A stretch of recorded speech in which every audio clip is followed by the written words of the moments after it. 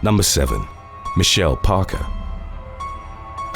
In 2011, a Florida bartender vanished without a trace, in a case that subsequently offered little leads, with some investigators suspecting that either a patron or her ex may have been involved. 33-year-old Michelle Parker worked at The Barn, one of the most popular bars in the city of Stanford, and she'd been involved in a turbulent relationship with a man named Dale Smith. On the day that she went missing, a pre-recorded episode of The People's Court was broadcast, featuring a quarrel between her and Smith over a $5,000 engagement ring. The latter alleged that Parker had lost the jewelry item after throwing it at him during a fight. A judge would eventually rule in Smith's favor and ordered Parker to pay $2,500. The show would offer further glimpses into the history of violence, with Parker describing her former fiancé as malicious and vindictive, particularly when abusing alcohol. Smith had been dishonorably discharged from the Marines in 2003 for drug possession and domestic battery. He was also charged with the latter during his relationship with Parker. She'd requested a restraining order against him in 2009,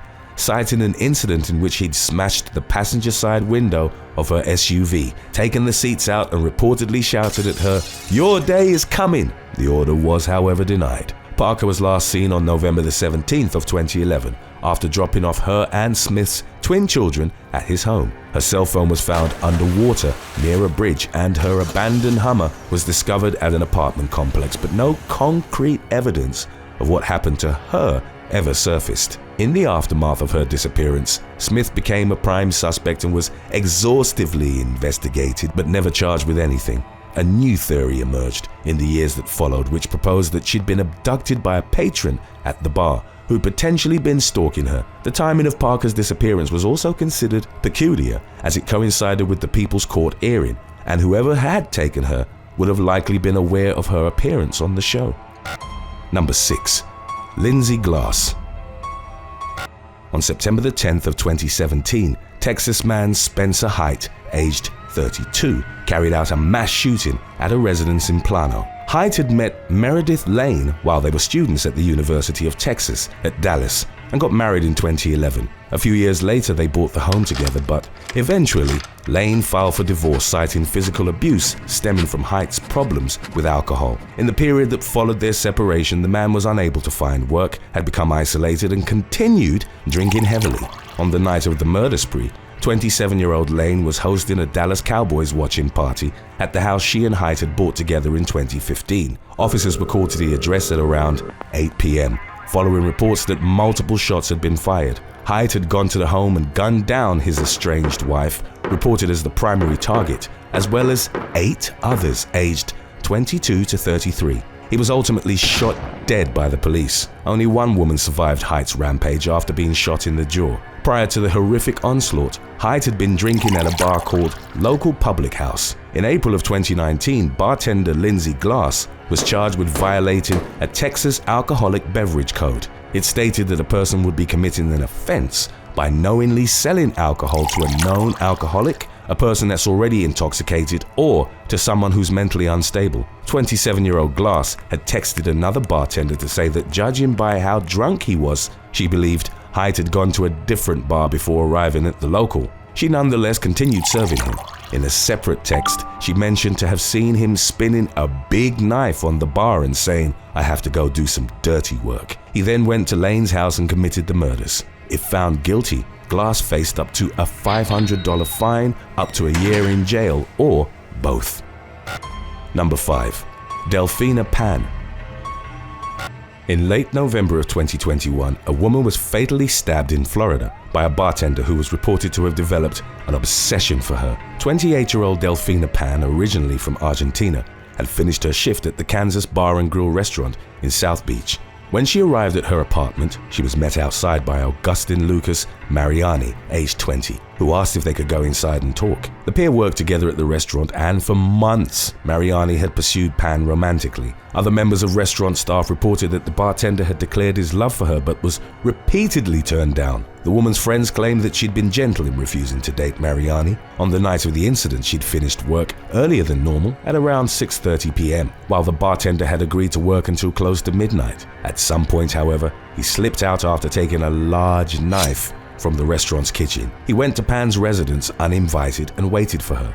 Mariani approached the woman, but she didn't want to go inside the apartment with him. He then started stabbing Pan repeatedly with the kitchen knife without provocation. As recounted by a neighbor in the moments that followed, Mariani ripped his shirt open and turned the knife on himself, inflicting a stab wound to his chest. The police found him covered in blood and lying on top of the victim, in a crime scene so gruesome that responding officers were reportedly given time off to recover by the department. Both the attacker and his victim were taken to Jackson Memorial Hospital, where Pan was pronounced dead. Mariani was treated for his wound and eventually faced second-degree murder charges. Number 4. Marissa Daniel. An American student suffered second-degree burns after a drink exploded in her face during a holiday to Cancun, Mexico, in the spring of 2021. Marissa Daniel, aged 26, and her friends were celebrating the last night of their holiday on April the 4th at the Las de Guanatas bar in Plaza de Toros. Daniel estimated that the festive atmosphere turned disastrous about 10 minutes after they'd arrived at the establishment. Cell phone footage showed a staff member bringing a drink to their table for one of Daniel's friends, which had been set on a flaming tray for an added effect. The woman's dress then caught fire and Daniel leaned in to put it out. Simultaneously, a bartender poured more alcohol on the tray, which erupted into a fireball, engulfing Daniel's head. She dropped from her chair with her hair and face covered in flaming alcohol vapor. The student was rushed to the hospital after suffering extensive burns to her face and arm. A friend started a GoFundMe with the aim of covering her medical bills, while Daniel stated an intention of taking legal action against Las de Guanatas. Number 3. Ashley Michaels Hodder.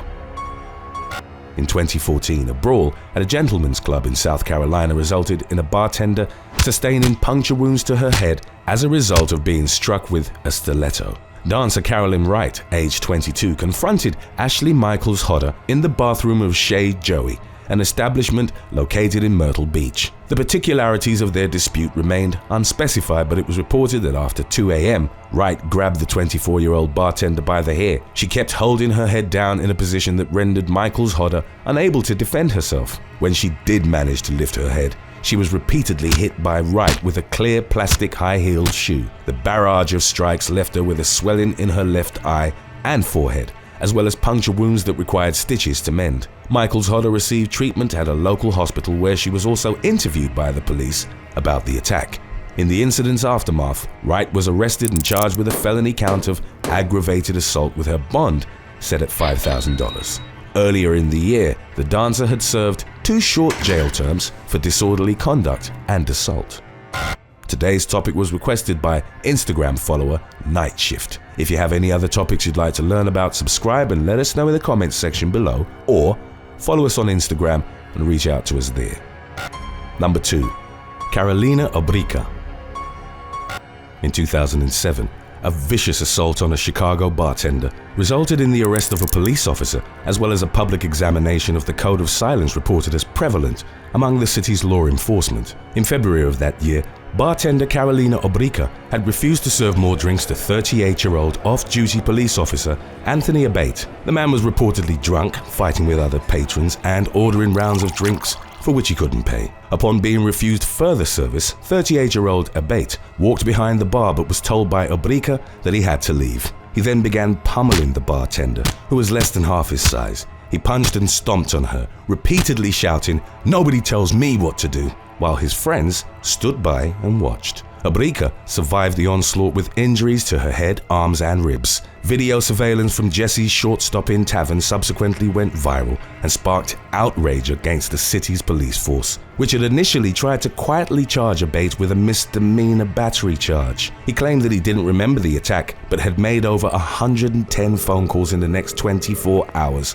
following the beating, which were explained as his attempt to get help for his case. He was ultimately charged with aggravated battery in 2009 and sentenced to probation. 3 years later, OBRYCKA was awarded $850,000 in damages following a civil suit that primarily focused on the ingrained code of silence that a jury agreed had permeated the attack. Number 1. Cardi B incident.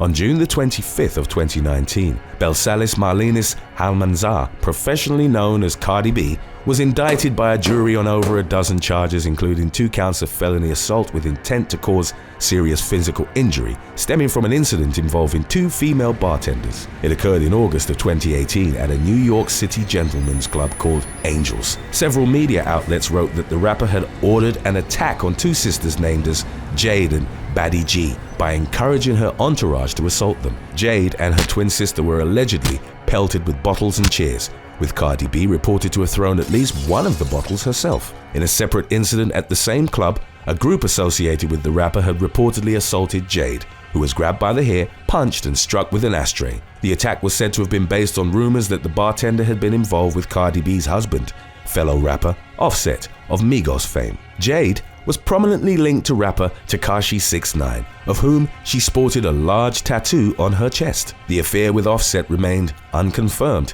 even though it sparked a sequence of events that ended with Cardi B facing felony charges. The rapper eventually turned herself into the New York Police Department and, according to updates on the matter, pleaded not guilty to all the charges leveled against her.